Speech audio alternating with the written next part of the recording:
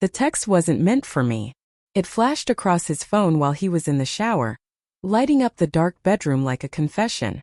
I miss how you looked at me last night. No name. Just a heart emoji.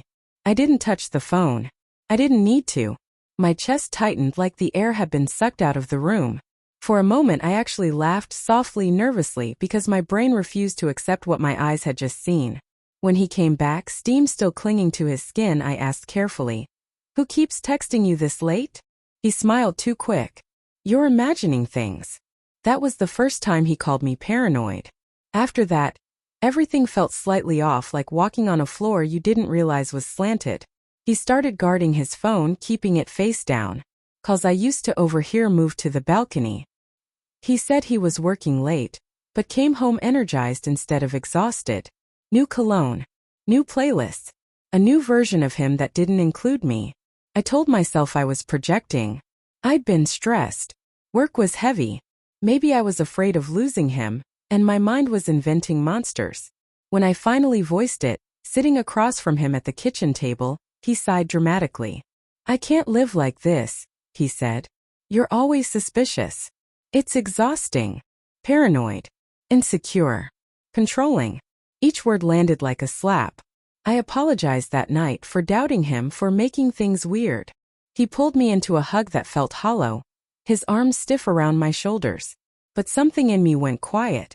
I stopped asking questions. I stopped reacting. I watched. I noticed how his screen would light up with notifications that vanished too fast. How he'd smile at messages, then look annoyed when he saw me watching. Once I found a receipt in his jacket pocket. Drinks for two at a bar I'd never been to with him. He said it was a work meeting. I nodded and said nothing. Silence gave me clarity. One evening while he slept, his phone buzzed again. Same emoji. Different words. I hate pretending around her. My hand shook so badly I had to sit down on the edge of the bed. My heart wasn't racing anymore. It felt heavy, resigned, like it already knew the truth. I took photos. Not out of revenge. Out of survival. I needed to know I wasn't crazy. Over the next week, I pieced it together slowly.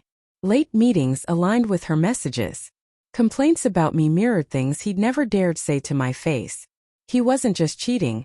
He was rewriting our marriage with someone else as the hero and me as the problem. Every memory stung differently after that. The way he'd encouraged me to be more independent. How he'd stopped planning weekends. How intimacy felt rushed, distracted, like an obligation he was checking off. The confrontation wasn't explosive. It was quiet. I placed my phone on the table between us and slid it toward him. "I know," I said. He stared at it for a long time. When he finally spoke, his voice cracked, not with guilt but fear. "I didn't think you'd find out." He said it wasn't supposed to happen. That he felt trapped. That I'd changed. That she made him feel seen. I listened. Truly.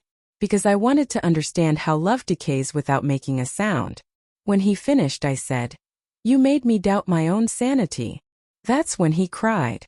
He apologized. He begged. He said all the things people say when consequences arrive. For a moment I felt the old pull, the instinct to fix, to forgive, to stay. But I remembered every time he called me paranoid. Every time I swallowed my voice to keep the peace. I stayed silent, I said softly.